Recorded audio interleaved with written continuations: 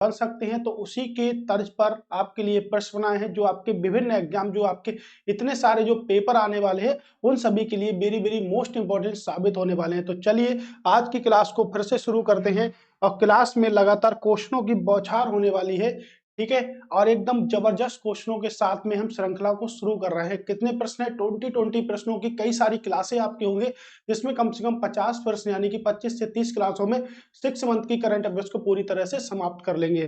ठीक है, तो क्लास नंबर 2 है और क्लास नंबर 2 का पहला प्रश्न किससे है?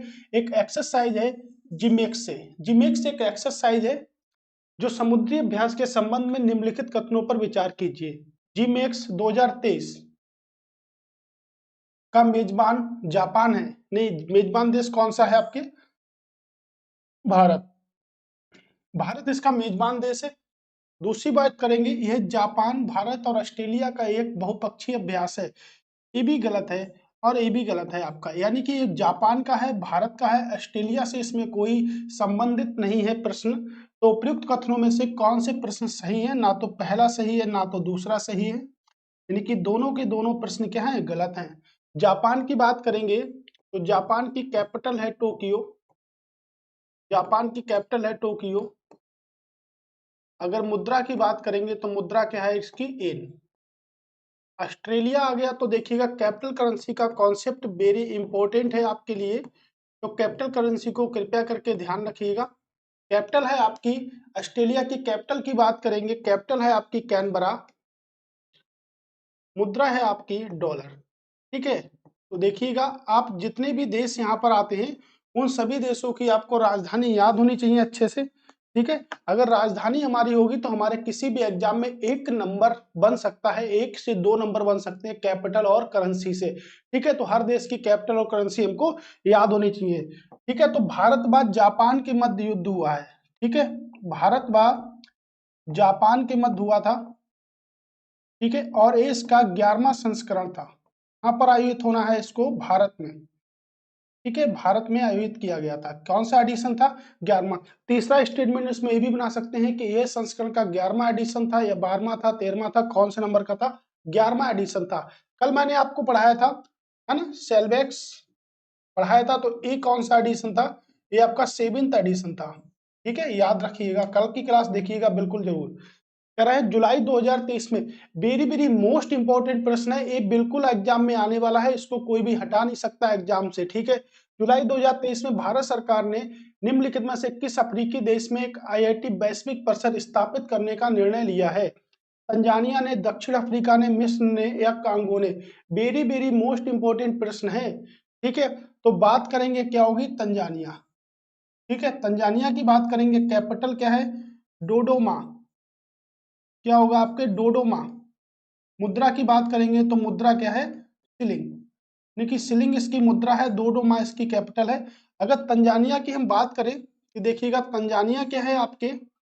4 दिशाओं, यानी कि आपको पता है कि मानचित्र में 4 दिशाएं होती हैं, लेकिन किसी भी देश की स्थिति को जानने के लिए हमें 8 दिशाओं की आवश्यकता होती है। कितनी दिशाओं की आवश्यकता होती है?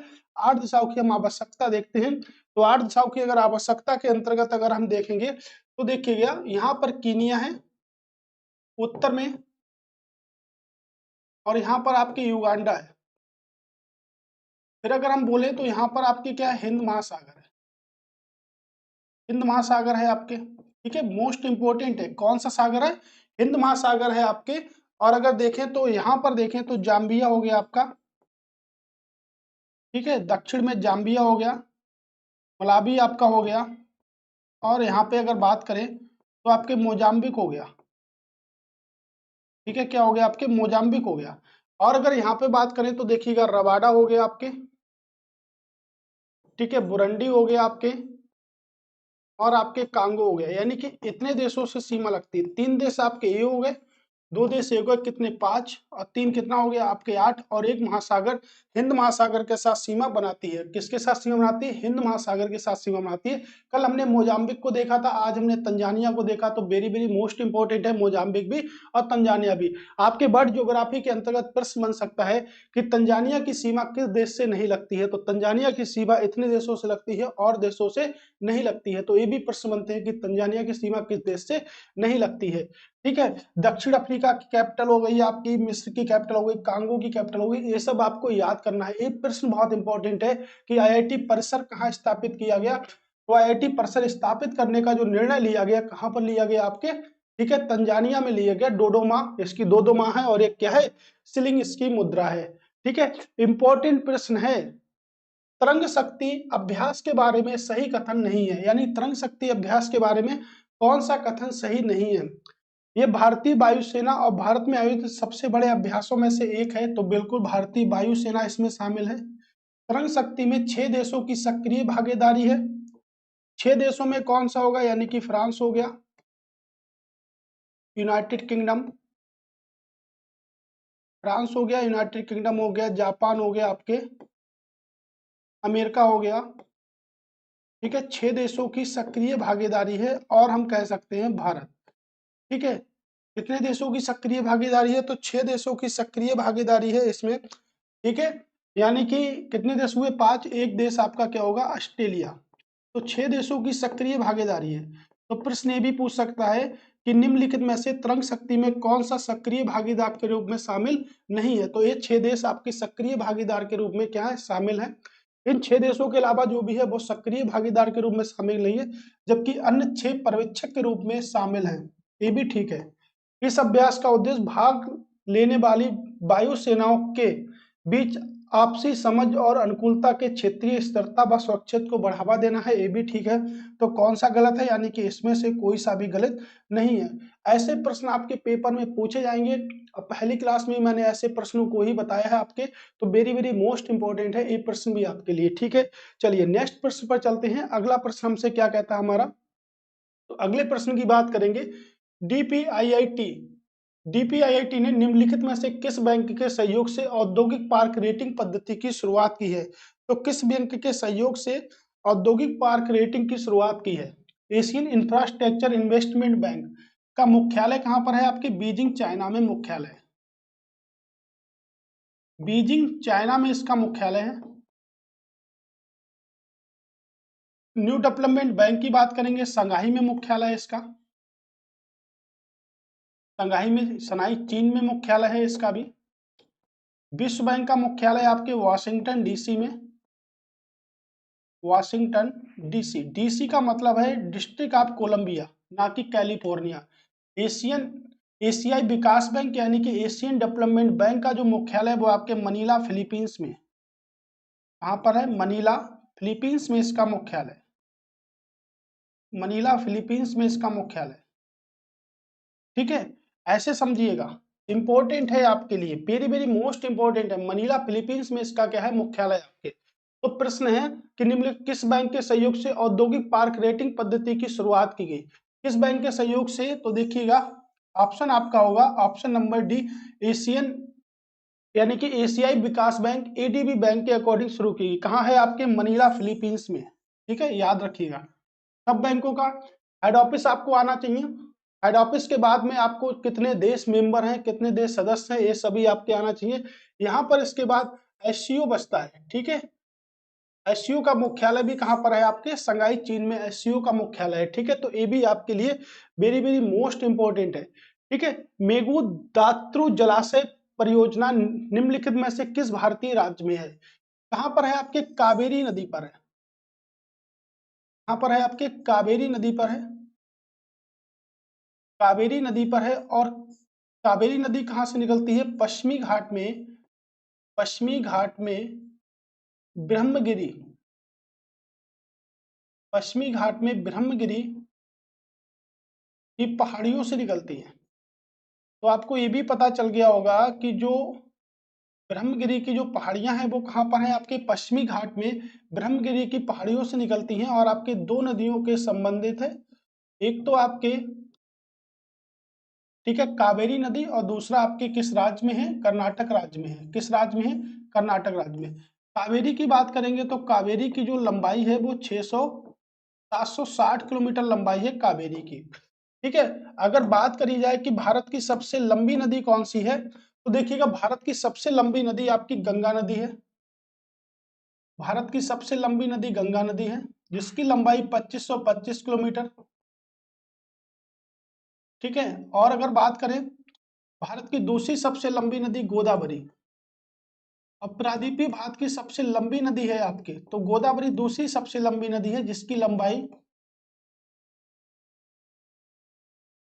ठीक है, 1465 किलोमीटर है। ठीक है, तो सबसे लंबी नदी गंगा है, दूसरी सबसे लंबी नदी गोदावरी है, इसकी लंबाई 1465 किलोमीटर है। कावेरी को क्या कहते हैं? दक्षिण की गंगा कहते हैं। क्या कहते हैं? दक्षिण की गंगा कहते हैं कावेरी नदी को। तो देखिएगा, दक्षिण की गंगा कावेरी नदी को कहते हैं। और दक्षिण गंगा के नाम से किसे जानते हैं? दक्षिण गंगा, गोदावरी को दक्षिण गंगा के नाम से जानते हैं। तो अगर ऐसा भी प्रश्न आपके पेपर में आता है तो बिल्कुल याद रखिएगा, दक्षिण गंगा किसे कहते हैं और दक्षिण की गंगा किसे कहते हैं, दक्षिण गंगा किसे कहते हैं, दक्षिण की गंगा किसे कहते हैं, ये सब आपके प्रश्न याद होने चाहिए। भारत की सबसे बड़ी सिंचाई परियोजना जायकवाड़ी परियोजना जो बनी है वो आपके गोदावरी नदी पर बनी है। जायकवाड़ी सिंचाई परियोजना भारत की सबसे बड़ी है, जो किस नदी पर बनी है? आपके गोदावरी नदी पर बनी है। गोदावरी नदी का जो उद्गम होता है त्र्यंबकेश्वर में, नासिक की शहर से निकलती है, त्र्यंबकेश्वर की पहाड़ियों से निकलती है आपकी गोदावरी। ठीक है, तो इसका आंसर क्या होगा? कर्नाटक।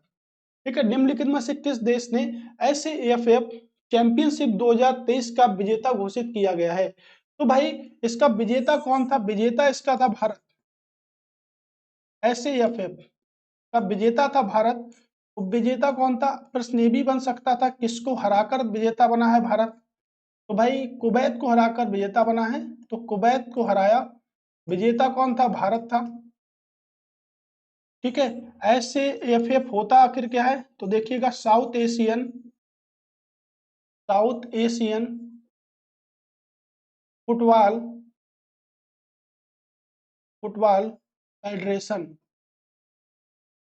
ठीक है, फेडरेशन होता है। मुख्यालय की बात करेंगे तो मुख्यालय इसका बांग्लादेश में है। बांग्लादेश में मुख्यालय है। मेंबर कंट्री की बात करेंगे तो 7 देश इसके सदस्य हैं। कितने देश सदस्य हैं? 7 देश इसके सदस्य हैं ओवरऑल। ठीक है, तो कौन आंसर हुआ इसको? भारत ने कुवैत को हराकर जीता था। भारत ने किसको हराकर जीता था? कुवैत को हराकर जीता था। जुलाई 2023 के पहले सप्ताह में निम्नलिखित में से किस देश ने रणनीतिक रूप से स्थित होर्मुज जलडमरू मध्य के पास 2 तेल टैंकरों को जब्त करने का प्रयास किया है? अगर होर्मुज की बात करेंगे तो देखिएगा, ज्योग्राफी में आपके बहुत सारे जलडमरू मध्य हैं। किससे किससे जोड़ता है? फारस की खाड़ी व ओमान के मध्य। ठीक है, ऐसे बहुत सारे जलडमरू मध्य हैं। ठीक है, जैसे पाक जलडमरू मध्य आपके, ठीक है, भारत व श्रीलंका के मध्य है, भारत व श्रीलंका के मध्य है। तो ऐसे बहुत सारे जलडमरू हैं आपके, जिसके लिए एक टॉपिक पढ़ा जाएगा आपके। ठीक है, तो किसने करा? तो ऐसा काम करा आपके ईरान ने। ईरान क्या है? तेल शोधक है, यानी कि ओपेक का सदस्य है। मैंने आपको कल पढ़ाया था कि ओपेक के सदस्य देश कितने हैं। तो ओपेक के सदस्य देश कितने हैं? आपके 13 हैं। 13 देश सदस्य हैं ओपेक के। ओपेक क्या होता है? ऑर्गेनाइजेशन पेट्रोलियम एक्सपोर्ट कंट्रीज होता है। 13 देशों के सदस्यता है। तो कौन कौन से होगा? जैसे अंगोला हो गया, अल्जीरिया हो गया आपका। ठीक है, मैंने आपसे कल भी बोला था कि इसको याद करिएगा, रिवीजन करके आइएगा। गिनी हो गया आपके, इक्वेडोर हो गया, इक्वाडोर हो गया आपके। ठीक है, वेनेजुला हो गया, सऊदी अरब हो गया, संयुक्त अरब अमीरात हो गया, ईरान हो गया, इराक हो गया, लीबिया हो गया, गिनी हो गया। ये सब क्या है? देश है आपके ओपेक के सदस्य हैं। और आपको मैंने कल भी पढ़ाया था 13 के 13 देश। ठीक है, निम्नलिखित में से किस शहर में ग्रीन हाइड्रोजन पर अंतरराष्ट्रीय सम्मेलन का आयोजन किया गया? तो किस देश पर ग्रीन हाइड्रोजन पर अंतरराष्ट्रीय सम्मेलन का आयोजन किया गया? अगर हाइड्रोजन की बात करें तो देखिएगा, हाइड्रोजन हाइड्रोजन की खोज किसने करी थी? हेनरी कैवेंडिश ने खोज की थी। और आवर्त सारणी में हाइड्रोजन को कहीं भी नहीं रखा गया है, यानी कि कोई निश्चित स्थान नहीं है, इसीलिए इसे आवारा एलिमेंट्स कहते हैं। आवारा एलिमेंट्स यानी कि तत्व कहते हैं। किस तत्व के नाम से जानते हैं? आवारा एलिमेंट्स के नाम से इसको हम जानते हैं। अगर आवारा एलिमेंट्स के नाम से जानते हैं तो इसके 3 समस्थानिक होते हैं, 1s1, 1s2 और 1s3। ठीक है, 3 समस्थानिक होते हैं हाइड्रोजन के। तो हाइड्रोजन के 3 समस्थानिक होते हैं। पहले को बोलते हैं प्लूटियम, दूसरे को बोलते हैं ड्यूटेरियम और तीसरे को बोलते हैं ट्रिटियम। क्या बोलते हैं? ट्रिटियम बोलते हैं तीसरे को। ठीक है, इसमें आपका इसमें मात्र एक प्रोटॉन होता है और एक इलेक्ट्रॉन होता है, इसमें न्यूट्रॉन नहीं होता। इसमें एक प्रोटॉन होता है, एक इलेक्ट्रॉन होता है और एक न्यूट्रॉन होता है। एक प्रोटॉन होता है, इसमें एक प्रोटॉन होता है, दो न्यूट्रॉन होते हैं और एक इलेक्ट्रॉन आपका होता है। ठीक है, तो याद रखिएगा इस बात को। तो प्रश्न हमेशा ये पूछा जाएगा, ठीक है, प्रश्न हमेशा ये पूछा जाएगा। क्या प्रश्न पूछा जाएगा आपसे? तो प्रश्न हमेशा देखिएगा ये वाला पूछा जाएगा कि किसमें न्यूट्रॉन नहीं होते। तो ये देखिएगा न्यूट्रॉन नहीं होते इसमें, बाकी इसमें भी न्यूट्रॉन होते हैं, इसमें भी न्यूट्रॉन होते हैं। ठीक है, तो किसमें न्यूट्रॉन नहीं होते, ये भी प्रश्न आपसे पूछा जाता है पेपर में कई बार। ठीक है, और हाइड्रोजन का उपयोग देखिएगा वनस्पति घी बनाने में करते हैं। वनस्पति घी बनाने में हाइड्रोजन का उपयोग किया जाता है। किसका? वनस्पति घी बनाने में। ब्रह्मांड में सबसे अधिक मात्रा में जो गैस पाई जाती है उससे हम हाइड्रोजन गैस कहते हैं। तो ब्रह्मांड में सबसे अधिक मात्रा में जो गैस पाई जाती है उसे हम हाइड्रोजन गैस भी कहते हैं। ठीक है, याद रखिएगा। ऐसे ही प्रश्न आएंगे। कहां पर हुआ? आपके न्यू दिल्ली में हुआ। कहां पर हुआ? नई दिल्ली में हुआ। नई दिल्ली की अगर बात करेंगे, किसने स्थापना करी? तो नई दिल्ली की स्थापना आंगनपाल ने की थी, जो कि तोमर वंश से संबंधित थे। किस वंश से संबंधित थे? तोमर वंश से संबंधित थे। आंगनपाल ने इसकी स्थापना की थी। और दिल्ली का उल्लेख किस ग्रंथ में किया गया है? तो पृथ्वीराज रासो, जो कि चंद्रबरदाई के द्वारा लिखा गया था। पृथ्वीराज रासो में दिल्ली का उल्लेख किया गया। ठीक है, तो दिल्ली के लिए कई सारे फैक्ट हैं। भारतीय संविधान में दिल्ली केंद्र शासित प्रदेश है किस अनुच्छेद के तहत? 239 के तहत केंद्र शासित प्रदेश का दर्जा प्राप्त है। किसको? दिल्ली को। ठीक है, तो दिल्ली के लिए एक वीडियो आएगा जो कंप्लीट आपके लिए रहेगा। ठीक है, चलिए अगला प्रश्न है। क्या है नेक्स्ट प्रश्न हमारा? किस मंत्रालय द्वारा स्वर्णा योजना पिछड़े वर्ग की महिलाओं उद्यमियों को समर्थन देने के लिए शुरू की गई? तो पहला प्रश्न तो यही बन गया कि स्वर्णा योजना जो है वो पिछड़े वर्ग की महिलाओं उद्यमियों के लिए की गई थी। किसने की? सामाजिक न्याय व अधिकारिता मंत्रालय, महिला व बाल विकास मंत्रालय, वाणिज्य व उद्योग मंत्रालय या वित्त मंत्रालय। इसमें जितने भी मंत्रालय लिखे हैं सबके मिनिस्टर आपको याद होने चाहिए। सबके मिनिस्टर पेपर में पूछे जा सकते हैं। कैबिनेट याद होना चाहिए। ठीक है, ओके। सामाजिक व अधिकारिता मंत्रालय, ओके, मोस्ट इंपॉर्टेंट है आपके लिए। पूरा प्रश्न ही इसी में। राष्ट्रीय चंबल अभ्यारण्य कितने राज्यों में आच्छादित किया गया है या है? कितने राज्यों में है? तो राष्ट्रीय चंबल अभ्यारण्य कितने राज्यों में है? ठीक है, ये प्रश्न आपसे पूछा है। तो राष्ट्रीय चंबल अभ्यारण्य की अगर बात करेंगे कितने राज्यों में ये आ रहा है आपके, तो कितने राज्यों में है? ये 3 राज्यों में है। वो 3 राज्य कौन कौन से हैं? यूपी हो गया आपके, मध्य प्रदेश हो गया और राजस्थान हो गया। अगर आपके लिए प्रश्न बनेगा किसमें नहीं है, तो इसमें आंसर क्या होगा? महाराष्ट्र होगा, क्योंकि सबसे ज्यादा क्षेत्रफल किसका? राजस्थान का। उसके बाद क्षेत्रफल किसका? एमपी का। फिर किसका? आपके महाराष्ट्र का। और फिर किसका? उत्तर प्रदेश का। ठीक है, फिर उत्तर प्रदेश का क्षेत्रफल है। ठीक है, इसको याद रखिएगा। फिर उत्तर प्रदेश का क्षेत्रफल है, तो इसमें जब भी पूछाएगा तो महाराष्ट्र लग के आपके आएगा। ठीक है, कौन सा लग के आएगा? आपके महाराष्ट्र। टेम्पालिंग गुफा के संदर्भ में निम्नलिखित कथनों पर विचार कीजिए। तो निम्नलिखित कथनों पर विचार करना है टेम्पालिंग गुफा के अंतर्गत। ठीक है, यह उत्तरी लाओस, ठीक है, उत्तरी लाओस में एनामाइट पर्वत श्रृंखला की ऊंचाई पर स्थित एक ढलान वाली गुफा है। ठीक है, ढलान वाली क्या गुफा है? तो बिल्कुल ठीक है, देखिए ढलान वाली गुफा है। तो आपको सिर्फ एक पॉइंट याद रखना है, कहां पर है? आपके लाओस में। ठीक है, कहां पर है? आपके लाओस में। गुफा में एक दांत पाया गया जो विलुप्त मानव रिश्तेदार टेनिसोचन की उपस्थिति को जोड़ता है। ऐसे अवयव पाए गए थे। टेम्पालिंग के साक्ष्य ने दक्षिण पूर्व एशिया में होमो सैपियंस के आगमन के समय को पीछे कर दिया गया है। तो ये भी ठीक है, आपके आगमन के समय को पीछे कर दिया है। तो उपयुक्त में कितने कथन सही है? यानी कि सभी के तीनों कथन सही है। आपको वनडे एग्जाम के लिए क्या याद रखना है कि टेम्पालिंग जो गुफा है वो कहां पर है? आपके उत्तरी लाओस में एक एनामाइट पर्वत श्रृंखला की ऊंचाई पर ढलान वाली क्या है? गुफा है। आपको सिर्फ इतना सा आपको याद करना है। ठीक है, पंचायत सूचकांक के संदर्भ में निम्नलिखित कथनों पर विचार कीजिए। पंचायत सूचकांक की अगर बात करेंगे तो देखिएगा, पंचायत दिवस कब मनाते? 24 मार्च को पंचायती राज व्यवस्था दिवस मनाते हैं। और भारतीय संविधान के 73वें संविधान संशोधन 1992 के तहत लागू किया गया 1993 में। 1992 के तहत पंचायती राज व्यवस्था को भारतीय संविधान में रखा गया, जिसमें 29 विषय शामिल किए गए। कितने विषय शामिल किए गए? यानी कि 29 विषय पर कार्य करता है पंचायती राज व्यवस्था। ठीक है, और आपके पंचायती त्रिस्तरीय भी हो सकती है, 2 स्तरीय भी हो सकती है। यह सतत विकास लक्ष्य एसडीजी के स्थानीयकरण को प्राप्त करने में पंचायतों के प्रदर्शन को मापता है। तो पंचायत विकास सूचकांक ओनली पंचायत के प्रदर्शन को ही मापेगा। ठीक है, यह पंचायतों को 5 श्रेणियों में वर्गीकृत करता है। यह पंचायतों को 5 श्रेणियों में नहीं, कितनी श्रेणियों में वर्गीकृत करता है? 4 ग्रेडों में वर्गीकृत करता है। 4 ग्रेडों में वर्गीकृत करता है। ये 9 विषय पर विचार करता है, जिसमें गरीबी मुक्त, उन्नत, आजीविका, स्वास्थ्य, गांव, बाल सुलभ शामिल है। तो बिल्कुल शामिल है, यानी कि ए सही है, तीसरा सही है, यानी कि 1 और 3 सही है, केवल 2 सही है। कितने कथन सही है? केवल 2 कथन सही है। ठीक है, तो केवल 2 कथन है जो यहाँ से सही मिलते हैं हमको। ठीक है, नेक्स्ट प्रश्न है आपका, ऑटोमेस समझौते के संदर्भ में निम्नलिखित कथनों पर विचार कीजिए। भारत ऑटोमेस समझौते के संस्थापक सदस्य के रूप में एक है। समझौते पर सिग्नेचर करने वाला 27वां सदस्य बना है। तो संस्थापक सदस्य तो नहीं हुआ, 27वां सदस्य बना, तो एक तो गलत हो गया।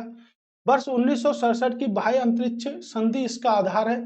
एक प्रश्न सही है, भाई अंतरिक्ष संधि इसका आधार है। ठीक है, अंतरिक्ष यात्रियों के चंद्रमा पर लौटने के साथ ही ऑटोमेस थर्ड मानव अंतरिक्ष अन्वेषण में एक महत्वपूर्ण मील का पत्थर साबित होगा। तो होगा, बिल्कुल होगा, कोई भी परेशानी नहीं है इसमें। ये भी क्या है? ठीक है, एकदम ठीक है। तो सिर्फ क्या है, दूसरा और तीसरा, यानी केवल 2 कथन ही हमारे सही हैं, केवल 2 कथन ही सही हैं हमारे। 27वां सदस्य के रूप में आया था, किसमें? ठीक है, समझौते में। कह रहे निम्नलिखित कथनों पर कौन सा कथन सही है? तो निम्नलिखित कथनों में कौन सा कथन सही है? तमिलनाडु का नमक्कल जिला भूजल उपलब्धता के मामले में भारत का दूसरा सबसे उत्कृष्ट जिला घोषित किया गया। तो बिल्कुल याद रखिएगा जिले का नाम। ठीक है, केंद्रीय जल शक्ति मंत्रालय की वार्षिक रैंकिंग में मक्कल को वर्ष 2022 के लिए संरक्षण तथा प्रबंधन श्रेणी में दूसरा स्थान दिया गया। बिल्कुल सही है, 2022 के लिए दिया गया, यानी कि पहला व दूसरे दोनों कथन सही हैं। ठीक है, तमिलनाडु का जिला है। आपके तमिलनाडु में नीलगिरी की पहाड़ियां भी आपको मिलती हैं। ठीक है, राष्ट्रीय आपदा प्रतिक्रिया कोष के संबंध में निम्नलिखित कथनों पर विचार कीजिए। वेरी वेरी मोस्ट इंपोर्टेंट, ऐसा प्रश्न आपके यूपी पीसीएस के पेपर में पूछा जाएगा। ठीक है, इसे भारत सरकार की आकस्मिकता निधि में ब्याज सहित आरक्षित निधि के अंतर्गत रखा जाता है। यह आपदा प्रबंधन अधिनियम 2005 के दायरे में आता है। बिल्कुल ठीक है, इसमें कुछ वस्तुओं पर उपकर, उत्पाद शुल्क और सीमा शुल्क लगाकर वित्त पोषित किया जाता है। वित्तीय विधेयक के माध्यम से वार्षिक मंजूरी दी जा सकती है। आपदा है तो ये तो गलत है, पहला सही है, दूसरा सही है, यानी कि केवल 2 कथन ही हमारे क्या हैं? सही है, केवल 2 कथन सही है। पीडीएफ को जरूर आप लोग डाउनलोड कर लें। ठीक है, व्हाट्सएप कर दें, आपको पीडीएफ भी मिल सकती है, और कमेंट्स बॉक्स में जो लिंक लगा हुआ है उससे भी आपको पीडीएफ मिल सकती है। तभी हम इन क्वेश्चनों को अच्छी तरह से कर लेंगे और सीख भी लेंगे एग्जाम के टाइम में। निम्नलिखित में से किस देश में जेनिन शरणार्थी शिविर स्थित है, जो वर्ष 1948 के अरब इजरायली युद्ध के दौरान विस्थापित शरणार्थियों को समायोजित करने हेतु बनाया गया था? शरणार्थी दिवस कब बनाते? विश्व शरणार्थी दिवस यानी कि रिफ्यूजी दिवस कब बनाते? 20 जून को बनाते हैं। कौन सा देश ऐसा है? फिलिस्तीन एक ऐसा देश है। ठीक है, फिलिस्तीन याद रखिएगा, ये ऐसा देश है। अगला प्रश्न है हमारे पास में, नया प्रश्न क्या है कि सिंपलीपाल टाइगर रिजर्व के संबंध में कौन से कथन सही है? देखिए, कल मैंने उड़ीसा के टाइगर रिजर्व आपको वन्यजीव अभ्यारण्य नेशनल पार्क बताए थे। सिंपलीपाल टाइगर रिजर्व भारत के उड़ीसा राज्य में स्थित है। तो बिल्कुल उड़ीसा राज्य में स्थित है। उड़ीसा राज्य में और भी हैं आपके, तो सिमलीपाल है, दूसरा भीतरकनिका नेशनल पार्क है, भीतरकनिका नेशनल पार्क है, कोटगढ़ नेशनल पार्क है, आपके चिल्का नेशनल पार्क है। चिल्का भारत की सबसे बड़ी खारे पानी की झील है और भारत की दूसरी सबसे बड़ी खारे पानी की झील आपकी पुलिकट झील है, जो कि आंध्र प्रदेश में है। ठीक है, ये भी प्रश्न है हमारे पास में, बहुत बार पूछा गया है। शिमलीपाल टाइगर रिजर्व को 1973 में प्रोजेक्ट टाइगर के अंतर्गत शामिल किया गया, बिल्कुल। यह 2009 में बायो रिजर्व के यूनेस्को विश्व नेटवर्क में शामिल करने का हिस्सा है। यानी कि उपयुक्त कथनों में से कितने कथन सही हैं? 3 के तीनों कथन आपके सही हैं। सॉरी, केवल 3 नहीं, यानी कि सबके सब कथन सही हैं। ठीक है, सब कथन क्या है? सही हैं आपके। ओके, तो देखिएगा ऐसे ऐसे प्रश्न भी हमारे बनते हैं, जैसे हमने कल ट्राई किया था उसको आज के लिए हम आपके लिए प्रश्न बनाकर ले आए। ठीक है, सिंधु जल समझौते के संदर्भ में निम्नलिखित कथनों पर विचार कीजिए। ठीक है, तो सिंधु जल समझौता, जब सिंधु जल समझौता हुआ था 1960 में, और ये समझौता जो हुआ था उस समय भारत में राष्ट्रपति कौन थे? डॉक्टर राजेंद्र प्रसाद। राष्ट्रपति कौन थे? डॉक्टर राजेंद्र प्रसाद राष्ट्रपति थे। ठीक है, डॉक्टर राजेंद्र प्रसाद।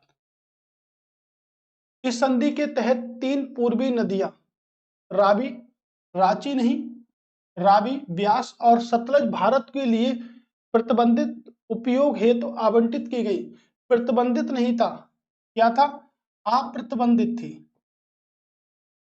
क्या थी? अप्रतिबंधित थी, यानी कि कोई भी प्रतिबंध लगा हुआ नहीं था, यानी कि एक तो गलत हो गया। 3 पश्चिमी नदियां सिंधु, झेलम, चिनाब को पाकिस्तान के लिए प्रतिबंधित उपयोग हेतु आवंटित की गई, तो पाकिस्तान के लिए भी कोई प्रतिबंध नहीं लगा था, आ लगा दीजिएगा, तो ये भी गलत हो गया। भारत के पास घरेलू, गैर उपयोग व कृषि उद्देश्यों के लिए पश्चिमी नदियों के सीमित उपयोग की अनुमति दी गई, बिल्कुल दी गई, यानी कि 3, केवल 3 सही है, तो केवल 1 सही है इसमें, बाकी सब क्या है? गलत है। ठीक है, याद रखिएगा, आप प्रतिबंधित नहीं था, प्रतिबंधित नहीं लगा हुआ था। ठीक है, घुमा दिया प्रश्न को। भारतीय दूरसंचार नियामक प्राधिकरण के संदर्भ में निम्नलिखित कथनों पर विचार कीजिए। ठीक है, ट्राई। यह दूरसंचार सेवाओं को नियंत्रित करता है, जिसमें दूरसंचार सेवाओं के लिए ट्रैफिक का निर्धारण संशोधन भी शामिल है, जो पहले केंद्र सरकार में निहित था, बिल्कुल ठीक है। ट्राई की सिफारिशें केंद्र सरकार के लिए बाध्यकारी नहीं है, नहीं है। ट्राई की सिफारिशें केंद्र सरकार के लिए बिल्कुल बाध्यकारी नहीं है, यानी कि दोनों के दोनों कथन सही है। ठीक है, केंद्र सरकार, लेकिन इसके सदस्यों की नियुक्ति भारत सरकार यानी केंद्र सरकार ही करती है। लंबानी कला के संदर्भ में, ये देखिएगा वेरी वेरी मोस्ट इंपोर्टेंट प्रश्न है। लंबामनाबानी बामनी कला के संदर्भ में बंजारा समुदाय को विशेष रूप से कर्नाटक, विशेष रूप से देखिएगा कर्नाटक, बंजारा समुदाय विशेष रूप से कर्नाटक द्वारा प्रचलित अंग वस्त्र अलंकरण है, यानी कि वस्त्र अलंकरण का एक रूप है। ये देखिएगा कहां पर है? कर्नाटक में सबसे ज्यादा है और वस्त्र के लिए है। इसे स्थायी आवास के रूप में जाना जाता है। 2010 में इसे भौगोलिक टैग यानी कि ज्योग्राफी आइडेंटिफिकेशन भी दिया गया था। तो 2010 में इसे भौगोलिक सांकेतक का टैग भी दिया गया था। ये भी कथन बिल्कुल ठीक है, यानी कि सभी के सभी कथन क्या है? ठीक है, एकदम ठीक है। चलिए नेक्स्ट प्रश्न पे चलते हैं। तो भाई आज की क्लास हमारी यहाँ तक थी, समाप्त हो गई है आज की क्लास। ठीक है, तो कृपया करके मेरा एक ही आप लोगों से अनुरोध है कि आप लगातार रिवीजन करके आए पहली क्लास में, जब हम 7 बजे सुबह मिलते हैं यहाँ पर। ठीक है, आपको 7 बजे क्लास प्रोवाइड कराई जाएगी, तो आपको जब 7 बजे सुबह जब क्लास मिलेगी तो आप लोगों से एक अनुरोध है कि कंप्लीट आप लोग पहली क्लास का रिवीजन करके आए, तभी आपको सफलता मिल सकती है आगे। अगर रिवीजन नहीं है, नेक्स्ट ही हम पढ़ते रहेंगे, तो हमें कोई भी फायदा मिलने वाला नहीं है। तो चलिए अब मिलते हैं अपनी नई क्लास में। Okay, thank you, bye. अब दोबारा मिलेंगे हम दोस्तों साथ में आपके सुबह 7 बजे। Okay, bye.